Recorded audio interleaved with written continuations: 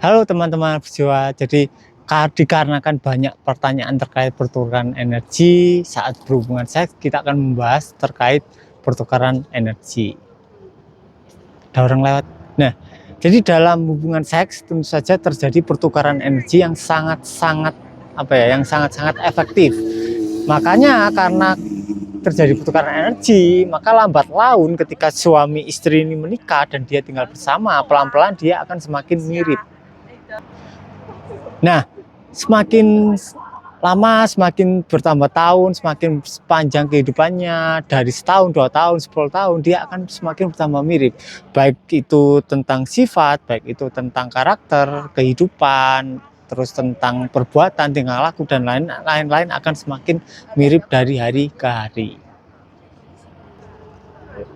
Nah, itu jika suami istri, jika kita mempunyai satu pasangan yang tetap selama bertahun-tahun, bahkan puluhan tahun, itu adalah hal yang sangat-sangat efektif terkait pertukaran energi. Tapi bagaimana jika kita mempunyai lebih dari satu atau banyak pasangan yang mungkin pasangannya itu kita tidak tahu kondisi mentalnya, emosinya gimana, terus terkait psikisnya gimana. Nah, ini akan sangat-sangat rentan berbahaya.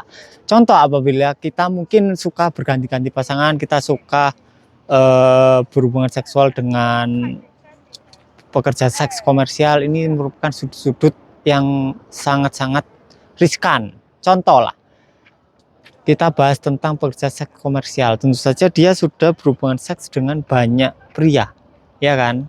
Atau mungkin kita berhubungan dengan pekerja, entah itu pria, entah itu wanita ya. Mungkin juga ada pria gigolo, kita bisa sebut gigolo, di mana gigolo juga berhubungan seksual dengan banyak wanita. Nah, tentu saja terjadi percampuran energi yang sangat-sangat banyak gestaltnya.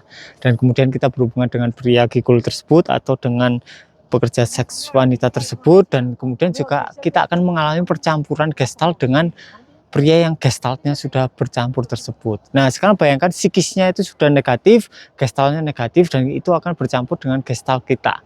Nah, otomatis terjadi pencampuran. Apabila kita positif, ya percampuran negatifnya akan menurunkan energi positif kita, dan di situ akan terjadi hal-hal yang dalam kehidupan kita mungkin akan berwujud dalam kehidupan yang kejadian-kejadian yang negatif. Nah, makanya disarankan di apapun ajarannya, disarankan untuk mempunyai istri yang tetap. Nah, ketika kalian sudah beristri, disarankan juga kalian jangan berhubungan dengan selain istri kalian. Ini penting, karena ketika kalian berhubungan dengan non istri kalian, dengan banyak wanita di luar, dengan banyak pria di luar, ini akan ini akan terjadi fenomena pertukaran energi yang gestaltnya kita tidak tahu. Bagaimana pola kehidupan dia, bagaimana pola karakter dia, bagaimana pola energi dia, dan kita berhubungan seksual. Nah, ini akan sangat-sangat riskan. Terus apa? Makin ruwet. Jadi kehidupan kita mungkin akan semakin ruwet. Contoh lah, kita lihat kehidupan orang-orang yang gemar untuk karaokean, gemar untuk jajan ya namanya, untuk jajan seksual. Kita lihatlah kehidupannya pasti rentan dengan stres, rentan dengan penderitaan, bahkan selain itu juga rentan dengan penyakit-penyakit seksual, entah itu gonorea, entah itu raja singa, HIV, dan lain-lain. Sedangkan di tataran energi juga terjadi percampuran energi yang kita tidak tahu, dan kemungkinan pasti negatif kalau kita jajan, dan kemudian akan mempengaruhi tingkat fenomena kehidupan kita. Mungkin kita akan mempengaruhi tingkat kerezekian kita, keberuntungan kita, terus tingkat kebahagiaan kita, dan lain-lain, karena kita rentan stres ketika kita banyak berhubungan dengan para wanita atau para pria tersebut. Terus apa? Misal ya suami istri itu emosian lah. Apa itu bisa berubah?